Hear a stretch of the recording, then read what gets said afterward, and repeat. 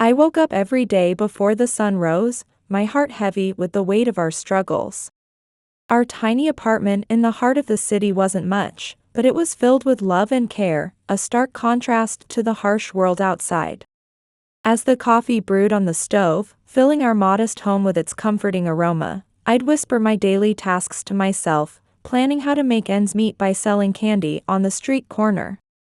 I don't need to make too many candies today, I'd remind myself, the taste of yesterday's disappointment still lingering. There's plenty left over from yesterday's poor sales. I can try selling them again today. My little Theodore, just 5 years old, was the light of my life, my reason for pushing through each grueling day. He'd wake up with a smile that could melt the coldest heart, ready to explore the world with wide-eyed wonder. I can still hear his excited voice asking, "Mama, do you think we'll see dogs in the park today?" I love watching them chase balls. They look like they're laughing too. His enthusiasm was infectious, and I couldn't help but laugh at his innocent observations. "Maybe we will, my darling," I'd respond, my heart swelling with love. "Those dogs love the park just as much as you do." After breakfast, our walk to school became a cherished ritual, a time to discuss life's little mysteries. Theodore's curiosity knew no bounds, and he'd pepper me with questions that made me see the world anew. "Mama, why is the sky blue?" he once asked, his little face tilted up in wonder. I explained about sunlight and the atmosphere, marveling at his endless thirst for knowledge. "It's like a big rainbow that can't decide on just one color," I concluded, watching his eyes light up with understanding. After dropping Theodore off at school, my heart would ache as I turned back to the streets, ready to face another day of selling candies. Each passing car represented a chance to earn a little more, to keep our small family of two afloat for another day. The afternoons were always a joy, reuniting with Theodore after school. His excitement was palpable as he'd run into my arms, exclaiming, "Mama, you won't believe what I learned today." Every detail of his day was a new adventure, and I'd listen with rapt attention, my heart swelling with pride. "Of course I believe you, my love," I'd always say, marveling at his ability to find joy in learning. "You're my little genius." But beneath the surface of our happy moments, a storm was brewing. I never imagined that our world would be turned upside down by a wealthy businessman, his actions freezing me to the core when I saw him approach my child. I still shudder when I remember that cruel day, decades ago, when I was thrown out of my home with my baby in my arms. It was a pivotal moment that would change our lives forever, testing the limits of my strength and love as a mother. As I sat there reading Theodore his bedtime story, my mind was a whirlwind of thoughts about the day's events and the challenges that lay ahead.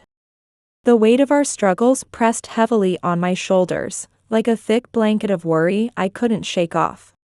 Just as Theodore was drifting off to sleep, his little voice, soft as a whisper, reached my ears. He mumbled, his words tugging at my heartstrings, that when he grew up, he wanted to be strong and brave like the heroes in the stories. My eyes welled up with tears of both pride and sorrow, a bittersweet cocktail of emotions that I'd become all too familiar with. I swallowed the lump in my throat and answered softly, my voice barely audible, assuring him that he would indeed become just that. But in my heart, I knew a greater truth that I couldn't help but share. "My darling," I said, my voice thick with emotion, "you're already my greatest hero." Those words hung in the air, a testament to the strength I saw in my little boy every single day. I leaned down and planted a gentle kiss on his forehead, feeling the softness of his skin against my lips.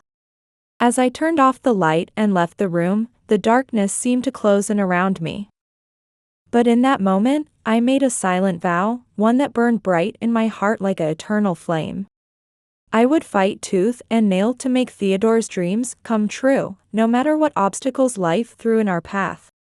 That promise became my guiding star, a beacon of hope in the uncertain future that lay before us. One day, in one of the towering skyscrapers of New York City, a wealthy real estate mogul named Dustin sat in his plush leather chair. He swiveled slightly to face his top employee, Timothy, who stood attentively, hanging on his every word. Dustin's voice was calm, but there was an undercurrent of menace that Timothy knew all too well. "Timothy," Dustin began, "I've noticed an uptick in late rent payments across our properties.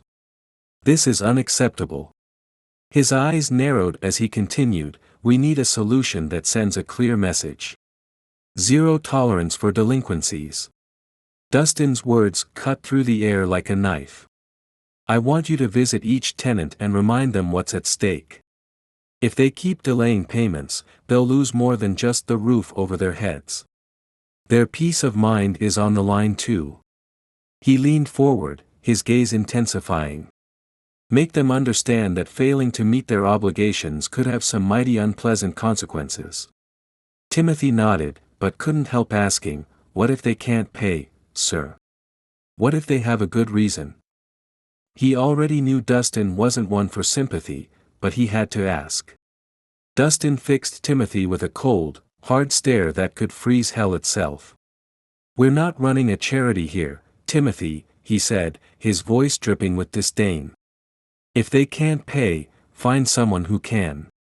For those who keep hiding behind excuses, make sure they understand the cost of their delinquency." His lips curled into a cruel smile. "Use that silver tongue of yours. But be careful. We don't need any unwanted attention." With a nod, Timothy understood the message loud and clear. It was time to tighten Dustin's grip on his tenants and drive the message home: consequences be damned.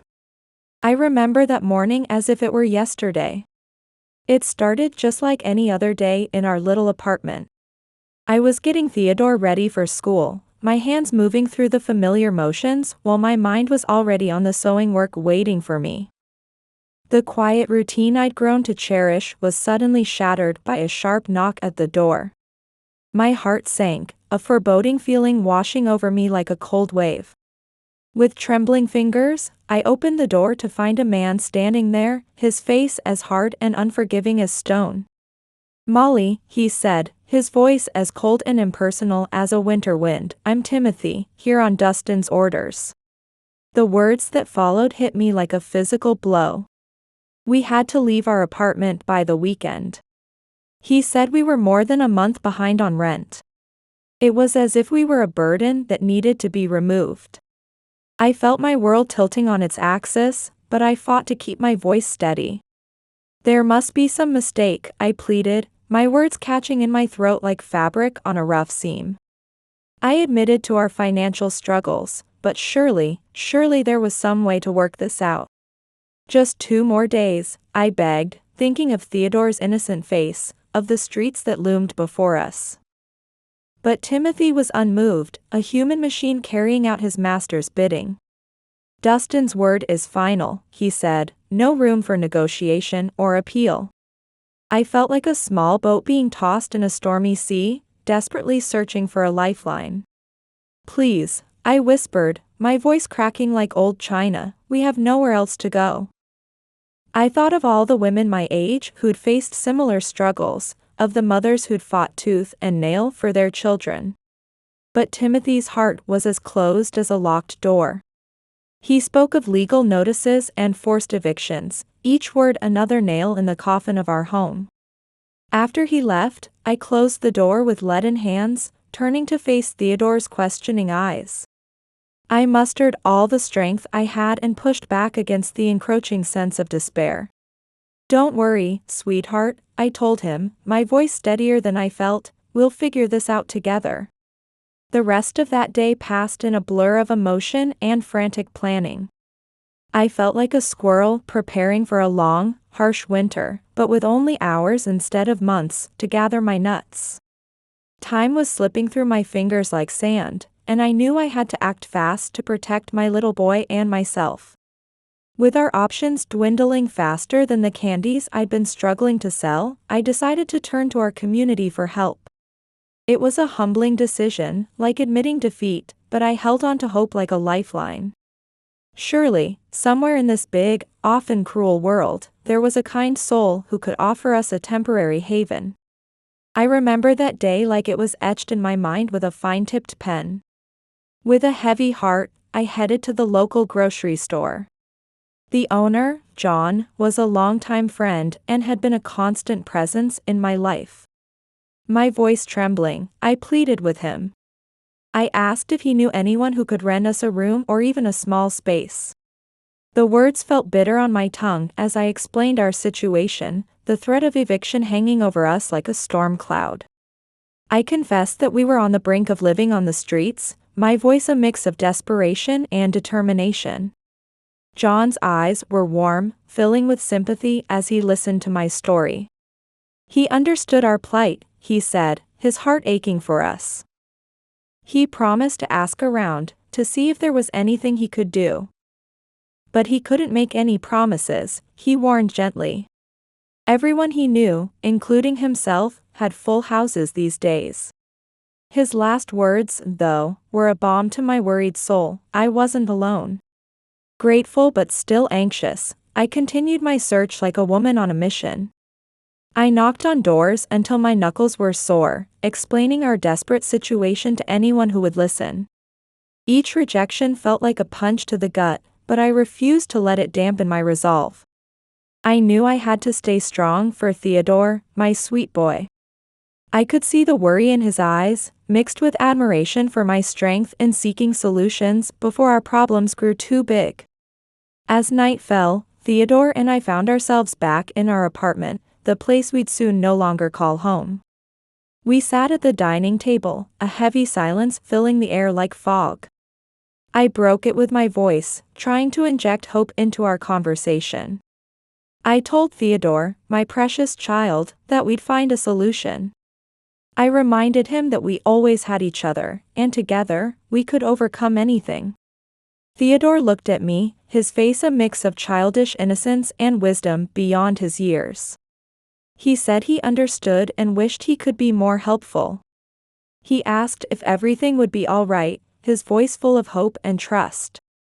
He called me his hero, saying he knew no problem was too big for me. His faith in me was like a warm embrace, reminding me why I was fighting so hard. That night, as Theodore slept, I lay awake, my mind racing like a hamster on a wheel. I was strategizing our next move, desperately trying to avoid an even worse situation. I knew the next day would bring more, bigger challenges, but I was determined to find the light at the end of the tunnel. With Theodore by my side, I still felt a glimmer of hope. That hope was my fuel, pushing me forward despite the adversity. I whispered to my sleeping son, vowing to fight for both of us. I couldn't bear the thought of him not having a comfortable bed to sleep in or a proper table to eat at. Even without a clear plan, I was ready to face whatever came our way.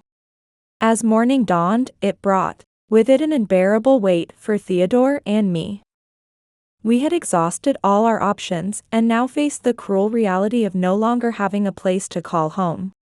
With heavy hearts, we packed our meager belongings into worn bags.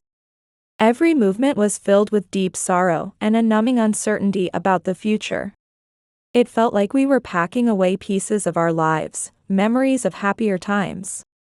I tried to be strong for Theodore, but inside I felt like I was falling apart. As we packed our last few belongings, a knock at the door sent a chill down my spine. It was Timothy, Dustin's man. He came to confirm our eviction. His voice held a tinge of regret as he told us we had to leave immediately. He assured us he'd given us as much time as he could, based on the orders he'd received. I could see the conflict in his eyes as he tried to comfort us, saying he understood how difficult this was. He expressed hope that we'd find a good place to live soon, maybe with friends or relatives. I held Theodore's hand tightly, tears welling up in my eyes. But I couldn't bring myself to hate or resent this man who was just doing his job. I thanked him for his patience, telling him we'd find a way somehow. My dignified response seemed to surprise even Timothy. With our meager belongings in hand, Theodore and I left the apartment. We were leaving behind not just a home, but a part of our lives and most of our furniture. Those first few days on the street were the hardest I'd ever faced. Without a place to sleep, work, or even take customer orders, I couldn't afford a hotel. We sought shelter in parks and under bridges, each night bringing bone-chilling cold and a crushing loneliness. I did my best to keep Theodore fed and warm, sacrificing my own needs. One night, wrapped in a thin blanket that barely kept out the cold wind, Theodore whispered that he was very cold. My heart broke as I held him close, promising him the night would soon be over and we'd find a warmer place tomorrow. On one of those frigid days, when hope seemed all but extinguished, a figure approached us. It was Russell, a local journalist known for covering stories about the underprivileged in our community. His voice was filled with sincerity as he explained he was working with families in need in the area and wanted to help us. He said he didn't have many financial resources, but by sharing our story, someone might offer more substantial support. I was surprised and cautious, but desperate for any glimmer of hope. Weakly but gratefully, I accepted his offer. I told him that any help was a blessing at this point. All I wanted was a better future for my son, who deserved so much more than this. My words, full of maternal love and desperation, marked the beginning of a new journey for Theodore and me. Perhaps we'd finally found a light at the end of this long, dark tunnel. Russell led us to a more secluded park bench where we could talk privately. He wanted to understand our past and how we'd ended up on the streets. As we began to tell our story, I felt a mixture of shame and hope. It was like a tattered flag fluttering in the wind. I remember the moment Russell asked me about our situation, and I was surprised to find myself answering. My voice trembled, and I conveyed that I didn't know where to begin. Everything felt overwhelming, like trying to drink from a fire hose. I told him about our normal life before, how we had an apartment and a promising routine. And then, when Theodore's father died 4 years ago, it all fell apart. Since then, it had been a constant battle to survive, especially financially. I explained how just a few weeks of late rent was enough for Dustin, the apartment owner, to kick us out. Russell nodded understandingly, his eyes kind as he encouraged me to continue. He asked about Theodore's father, his voice gentle as he inquired about what kind of person he was, our relationship, and why he had passed away when Theodore was still so young. I could feel the lump in my throat growing as I spoke about him. He was a good man, I told Russell, a loving father and devoted husband. But then he got sick, and we couldn't afford the treatments. He never talked about his family, so we couldn't even reach out to them for help. I remembered how he fought for months, but in the end, epilepsy took him away. With him went our financial stability and all the love we had felt. Tears began to flow freely down my face, like a dam finally breaking. Russell, sensitive to my pain, offered me a handkerchief. His voice was filled with genuine sympathy as he expressed his condolences. He asked if I had tried to negotiate with the apartment owner about the rent before the eviction. I could feel the anger bubbling up inside me as I recalled the injustice we'd faced. Yes, I had tried, but there was no response. I told him how Dustin's representative had knocked on my door soon after the rent was late, telling me we had to be out in 2 days. When I asked for an extension, they refused to give me any chance to keep our home. Russell's voice was firm and full of promise as he assured me he would do everything he could to help. He believed that by sharing our story, people would want to help. Then, to my surprise, he offered us a place to stay. His house wasn't big, he said, but it would be a comfort for Theodore and me. He invited us to stay as long as we needed, saying it would make it easier for him to work on the report about us. I couldn't help but smile, feeling a glimmer of hope for the first time in days. Our brief but difficult experience on the streets had been far from easy, and I was ready to accept Russell's help. I told him we would be grateful to stay if we were welcome and wouldn't be a bother. I promised we'd move to a new place as soon as possible. The idea of the report excited me, a chance to share Dustin's cruelty and see justice done. After accepting Russell's offer, Theodore and I began a new chapter. It was temporary, but it was safe and comfortable. Russell seemed honored to help, aware of the positive impact he was having on our lives. He reassured us not to worry about space or inconvenience, saying what mattered was that we were safe and comfortable. Over the next few days, as we adjusted to our new routine in Russell's home, the bond between us deepened into trust and friendship. Theodore, in particular, found a supportive figure in Russell. He wasn't just providing a roof over our heads, he showed a genuine interest in Theodore's well-being and future. Preparing the report became a joint mission. Russell spent hours interviewing me, documenting the details of our story with Theodore. He meticulously recorded the injustices we had faced because of Dustin. As he organized his notes for the report, Russell explained his hope that our story would not only expose the truth, but also encourage others to stand up and speak out against similar injustices. I felt a mix of anxiety and determination, like a runner at the starting line of a marathon. Dustin was discussing new business opportunities with Timothy in his luxurious, spacious living room. He spoke of a fantastic opportunity in their new real estate venture. It wasn't just about constructing another set of buildings, he explained. They were redefining the living standards for those they considered less fortunate. Of course, this meant relocating some current residents to other homes. Some were particularly resistant to accepting the favorable terms they'd offered for relocation. That's where Timothy came in, Dustin said with a sly smile. He needed to convince them that leaving was their best option.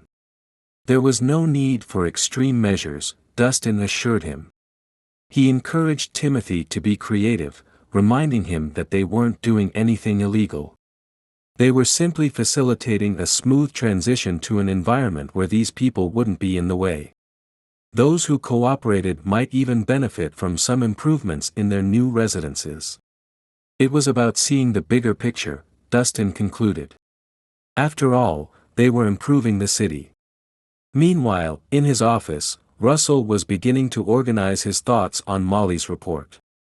Seated at his computer, he pondered the best way to create a video.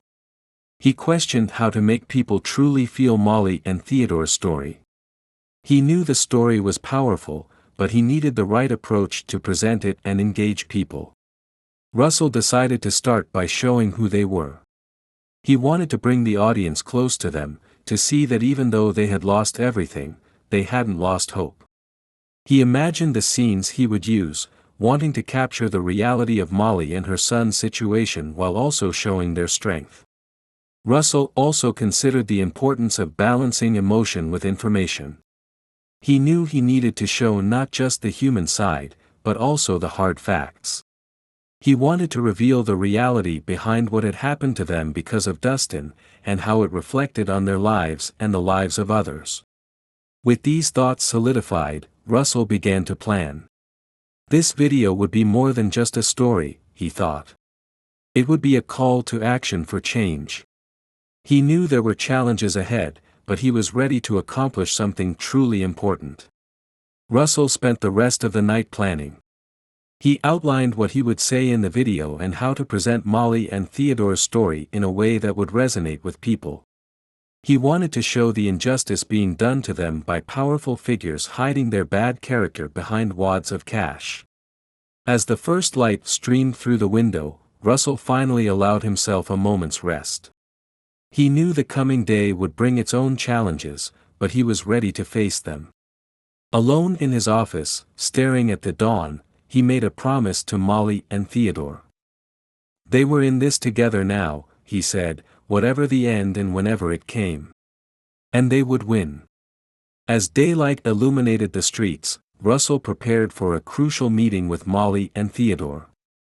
The fatigue from the night's planning had transformed into determination. He was ready to talk as soon as Molly and Theodore woke up. After a few minutes of waiting in the living room, Molly and Theodore awoke and came to greet Russell. He welcomed them with a warm smile. Russell began by saying good morning and explaining that it was an important day for their report. He expressed his strong belief in the power of their story. What they were going to do today, he said, had the potential to start changing things not just for them, but for many others in similar situations. I remember that day as if it were yesterday, the day we started to share our story. I held Theodore's hand tightly, feeling his warmth, our shared strength. I nodded, my heart pounding like a drum in my chest. "We're ready," I said, my voice barely above a whisper. After everything we'd been through, it felt like climbing a mountain, but if our story could help someone else, it would be worth it. No mother should ever have to go through what I experienced with my son. Russell picked up the camera, his eyes twinkling with determination. He told us he'd ask some questions, but he wanted us to speak from our hearts. This wasn't just about the facts, he said, but about our feelings, what we'd learned, and our hopes for the future. As Russell set up for the recording, he shared his plan for distributing the video. His words were like a lifeline, promising to reach as many people as possible. He'd share it on every social platform, news site, and influential place he could think of. He'd even reach out to his journalist and activist friends to help spread the word. It wouldn't be easy, he warned, but he promised our story would be heard. We were in this fight for justice together. We headed to a beautiful park in the city, a place Russell chose for its tranquility. As he finished setting up the camera, I could feel the mix of tension and excitement in the air. This wasn't just a video, it was a mission, a call to action. "We're ready," Russell announced, his voice steady and reassuring. He focused the camera on me, and with a nod, I began. My voice was shaky at first, like a leaf in the wind, but it grew stronger with each word. "My name is Molly," I said, looking straight into the lens. "This is the story of how my son Theodore and I were forced out of our home. But it's more than that. It's a story about resistance, about not losing hope even when everything seems lost." Theodore, my brave boy, looked directly at the camera, his young face serious but determined. He spoke about me, his voice filled with pride and love. He called me his hero, his greatest inspiration. His words brought a lump to my throat, reminding me why we were doing this. I continued, sharing the challenges we'd faced since the eviction, the struggle to find a new home, and the solidarity we'd found in strangers who became friends. "My husband passed away 4 years ago," I said, my eyes never leaving the camera. It was just a year after Theodore was born. We were living in an apartment, and he had been supporting us. But with his death, everything changed. For years, I had to work selling candy on street corners. But we were making it, in our own way. As I spoke, memories flooded back like a tidal wave, both painful and precious. I remembered the cold nights, the empty stomachs, but also the warmth of Theodore's small hand in mine, his unwavering trust. "It wasn't easy," I continued, my voice catching slightly. "There were days when I wanted to give up, when the weight of it all seemed too much to bear. But then I'd look at Theodore, and I knew I had to keep going. For him. For us." I paused, taking a deep breath to steady myself. We're not just telling this story for ourselves. We're telling it for everyone who's been pushed aside, forgotten, or treated unfairly. We're telling it because we believe in justice, in the power of community, and in the strength of the human spirit. As I finished speaking, I felt a weight lift from my shoulders. Our story was out there now, a beacon of hope in the darkness. Whatever came next, we wouldn't face it alone. I remember it as if it were yesterday. Yet, it also feels like a distant past. It was the day everything changed, when our small world came crashing down. Russell, that kind man, was behind the camera asking why we were being evicted from our apartment. Even now, my heart aches when I recall those dark days. Despite the passage of time, the pain is still raw. The candy sales had been dwindling, you see, and my income was, well, it wasn't what it used to be. I found myself in a terrible bind, having to delay the rent for a month while I scraped together every penny I could. Just when I thought I might make it, that's when he struck. Dustin, they called him, a man known for his ambition and his cruelty in equal measure. He owned our building and so many others in the city, always looking to squeeze out a little more profit. One day, without warning, one of his lackeys showed up at our door with an eviction notice. 2 days, he said. That's all the time we had left in the only home my boy had ever known. I pleaded, oh how I begged for just a little more time. We were so close, you see, just a few more days and I could have made the payment. But that man, he looked at me with eyes as cold as a winter's night and said Dustin's word was final. Just like that, my sweet Theodore and I found ourselves out on the street, with nothing but the clothes on our backs and each other to hold on to. But you know, even in our darkest hour, a glimmer of hope appeared. That's when we met Russell, this young man with a heart as big as the sky. He reached out to us, two strangers in need, and offered a helping hand when we needed it most. That day, as we looked into each other's eyes, I felt a connection deeper than just our shared story. It was a bond forged by the act of speaking our truth and our determination to change the future. After that emotional recording with Theodore and me, Russell sat in his office with his family, a mix of anxiety and hope swirling in his heart. I could see it in his eyes. He knew the power our video held to move people's hearts and spark change, but he also understood the challenges and resistance we might face. With the camera still in his hand, he settled in front of his computer, ready to take the next step. Russell turned to us, his voice filled with determination, and said it was time to show the world our strength and courage. I watched, my heart pounding, as he uploaded the video to social media with a powerful message. He called it our story, Theodore's and mine, a fight against adversity and a quest for justice. But more than that, he said it was a call to action for everyone, urging them not to turn a blind eye to the injustice around us. The moment the video went live, notifications started popping up like fireworks on the 4th of July. It was overwhelming, the flood of supportive comments, shares, and messages of solidarity pouring in through social media. The video spread like wildfire through the evening and all night, touching more and more hearts with our story. I couldn't believe my eyes as I read comment after comment from strangers promising help and support. Look, Russell, I said, my voice thick with emotion, people are really being moved by our story. Theodore, bless his heart, added with a shy smile that it felt like we gained a big family, strangers with so much love in their hearts. He marveled at how people could be so kind and compassionate to those they'd never met, expressing how happy he was to receive support from all these people. As we watched the online reactions unfold, Russell's face was a mix of gratitude and amazement.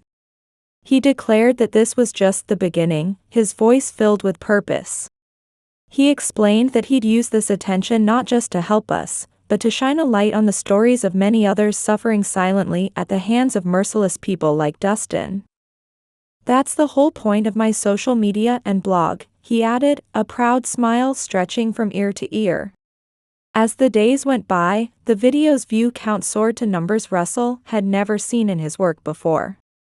People started sending messages of support, and even local newspapers and news stations reached out, wanting to interview us to spread our story across the U.S.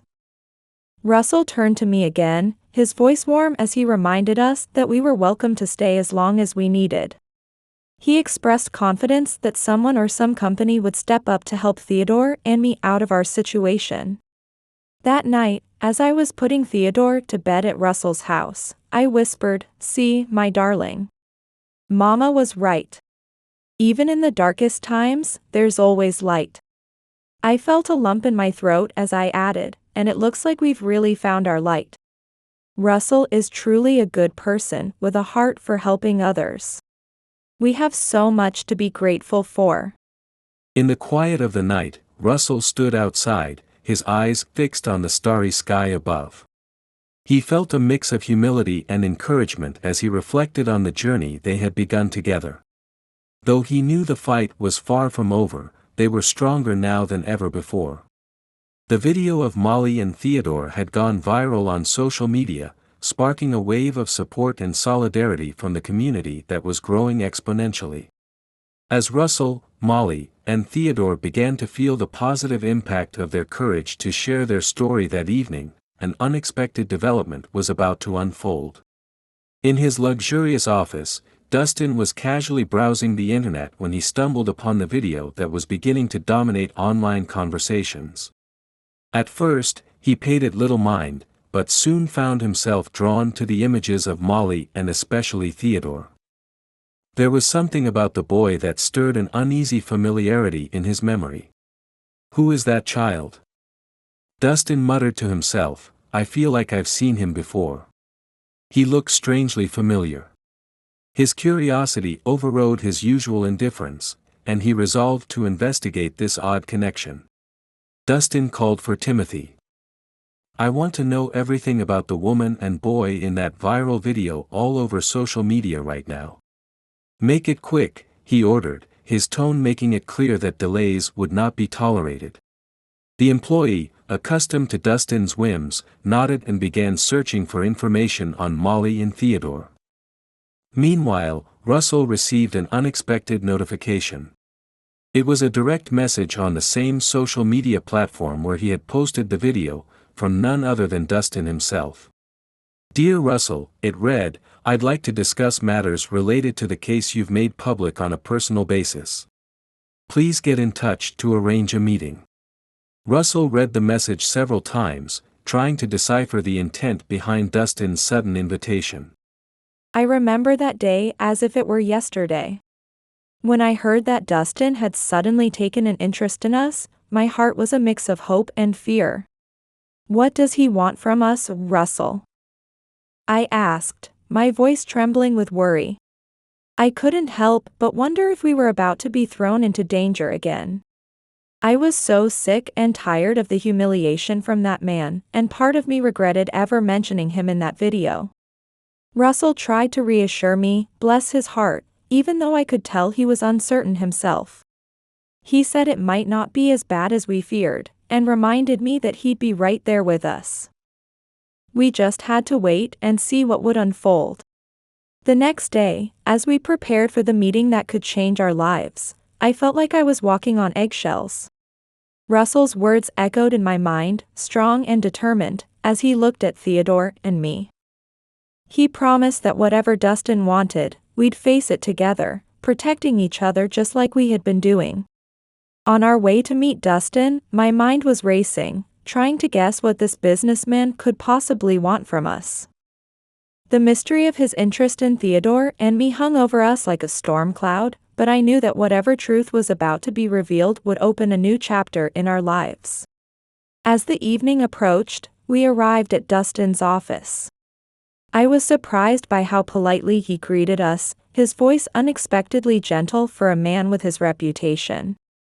I couldn't help but stare at him, feeling an odd sense of familiarity with this man I'd never met before. When he turned his attention to Theodore, I saw a mix of surprise and excitement in his eyes that made me instinctively protective. I took Theodore's hand carefully, introducing him as I asked Dustin point-blank why he'd called us here.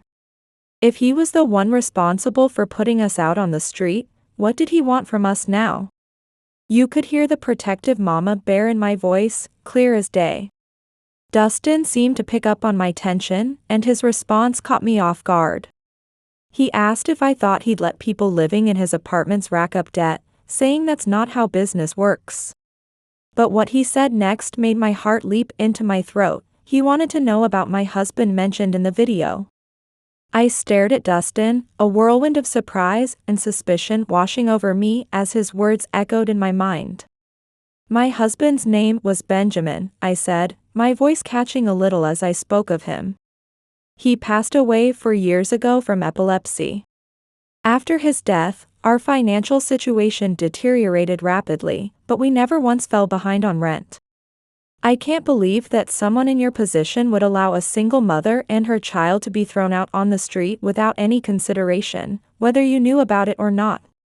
We had never been late on rent before, and the very first time we were late, we were kicked out like dogs, and my voice, as I continued speaking, was a mixture of pain and accusation. As I spoke, I watched Dustin's face, seeing a flicker of surprise cross his features before his expression began to soften. I held my breath, wondering what this man, who had been the source of so much of our suffering, was about to reveal. I felt like the world had stopped spinning as Dustin spoke, his voice heavy with emotion I'd never heard from him before. A single tear rolled down his cheek, and I found myself holding my breath, trying to process his words. He said he understood now, that the resemblance made sense because Benjamin was his son. My heart skipped a beat as the realization hit me. This man, who I'd seen as the source of our suffering, was Theodore's grandfather. Dustin admitted he knew about the eviction, and I felt a wave of anger wash over me. But then he continued, explaining how he thought he was doing his best for his company's efficiency and progress. He never imagined it would affect his own son's family this way. As he spoke about Benjamin drifting away from him, I could see the pain in his eyes. It was clear that losing Benjamin had left a gaping hole in his heart, and he truly hadn't known about us. His confession, though late, revealed a side of him I never expected to see. Maybe, just maybe, he was feeling remorse for the decisions he'd made under his misguided beliefs. When Dustin mentioned that Benjamin never introduced us, fear gripped my heart. He said Benjamin must have been afraid Dustin wouldn't approve of our relationship and marriage.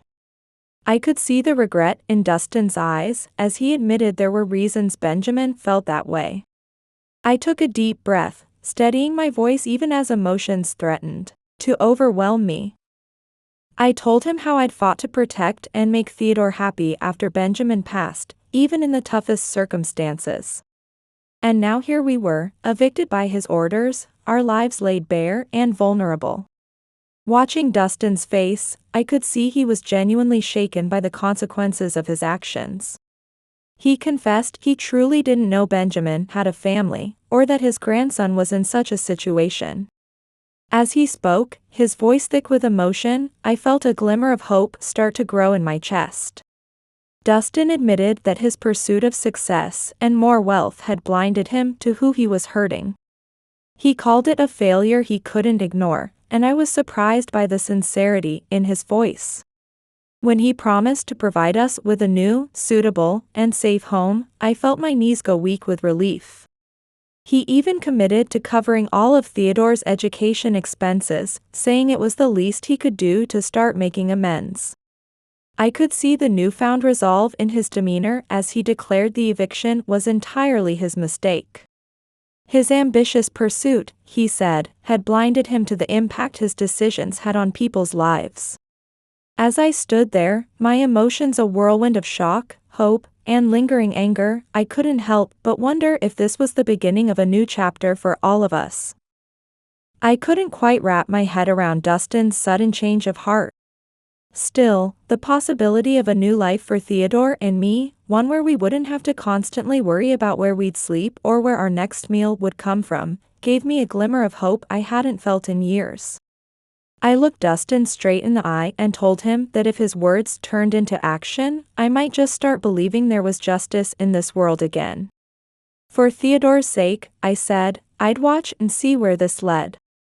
Dustin continued, acknowledging he wasn't in a position to ask for our trust, but he pleaded with us to give him a chance. He promised to arrange comfortable living conditions for us right away and help me find a job. He told us to ask for anything we needed, saying he'd be more than happy to provide it. Dustin admitted his relationship with his son hadn't been the best, but he expressed how proud he was of everything Benjamin had achieved in his life. He was certain this is what Benjamin would want him to do in this situation. As I mulled over Dustin's promises to make amends, I found myself contemplating the extent of his influence and the potential his change of heart could bring. I took a deep breath and addressed him, my voice carrying a new resolve. I expressed my gratitude for his offer to help us and said I believed in his sincerity. But I had one more request, I told him. We weren't the only ones who had suffered from his decisions, I reminded him. Many families, countless Theodores, had lost their homes because of policies that prioritized profits over people. Dustin listened intently, giving a slight nod that encouraged me to continue. I suggested that he extend his help not just to us, but to other families who had lost their homes. I proposed that he review his practices to help those evicted for failing to pay rent, giving them a chance at a fresh start. This, I said, would prove through actions, not just words, that his change was genuine. It would show that Benjamin's legacy and Theodore's future had the power to inspire real change. My proposal reflected a hope for a better future not just for my family, but for the entire community. Dustin fell silent for a moment, digesting the magnitude of what I was asking. Then he agreed, saying his remorse for past actions shouldn't end with a one-time gesture. He acknowledged that true reparation required an ongoing commitment to change and accountability.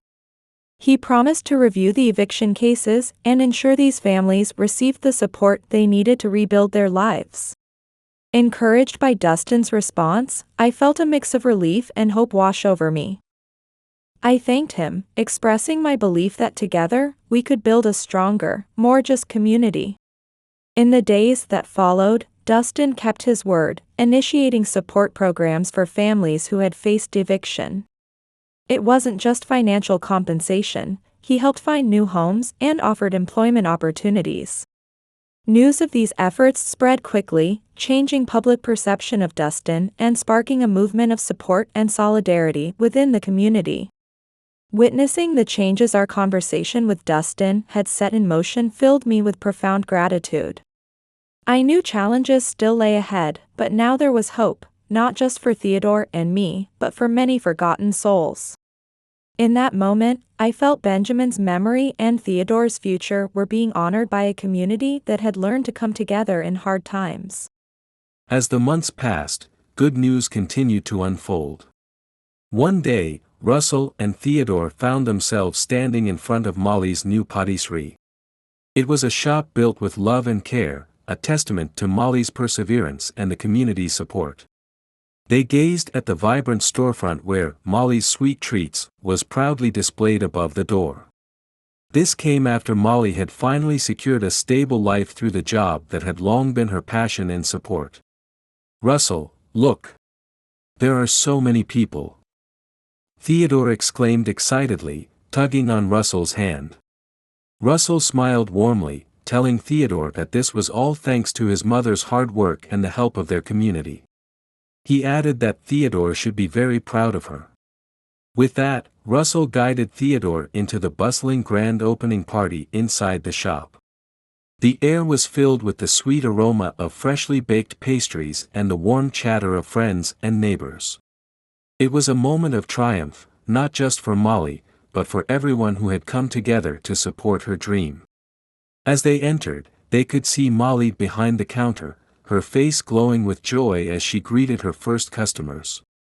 This wasn't just the opening of a bakery, it was the beginning of a new chapter for Molly, Theodore, and their entire community. I stood behind the counter lined with colorful sweets, my face lighting up with a smile as I saw Russell and Theodore walk in. "Theodore, Russell, thank you for coming," I said, my heart swelling with gratitude. "Theodore, would you like to try the first slice of our special opening cake?" I asked, watching his eyes sparkle with excitement. Theodore's enthusiastic yes was music to my ears, and Russell nodded in agreement. "You've accomplished something wonderful here, Molly," Russell remarked, his eyes twinkling with amusement. "You've literally turned adversity into something sweet," he joked, and I couldn't help but chuckle at his wordplay. I laughed, feeling a wave of appreciation wash over me. Russell, I couldn't have achieved this without the support of friends like you, I said, my voice thick with emotion. This place isn't just a patisserie shop. It's a symbol of our journey and what we've overcome together. As our eyes met, I could see the unspoken words between us: gratitude, friendship, and the promise of a bright future built on the pillars of community and mutual support. It was hard to believe how much had changed since Theodore's and my story went public. Russell's career had taken off in ways we never could have imagined. That video going viral didn't just change our lives, it propelled Russell's career to new heights. Young Russell saw his social media followers skyrocket, catching the eye of not just the public, but major journalism companies too. He was offered an exciting position as a chief journalist, which not only provided financial stability but also allowed him to fulfill his long-held dreams. He was able to renovate his home and build an office that matched his commitment to his work. One sunny afternoon, Russell and I found ourselves sitting in his new office, surrounded by bookshelves and an inspiring view of the city, discussing truth and social justice. We had become friends, bonded by the experience that changed both our lives.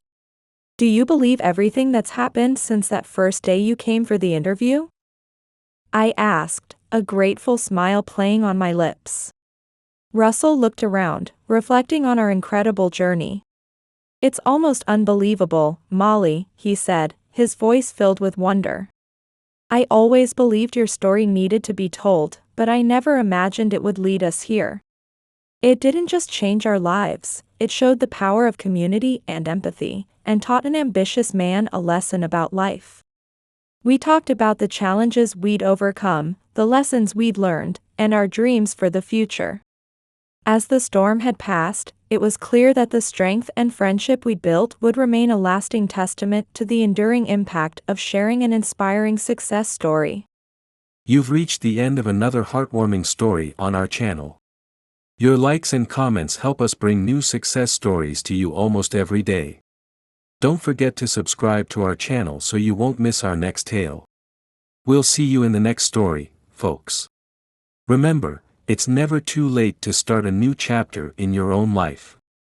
Stay tuned, and keep believing in the power of perseverance and human kindness.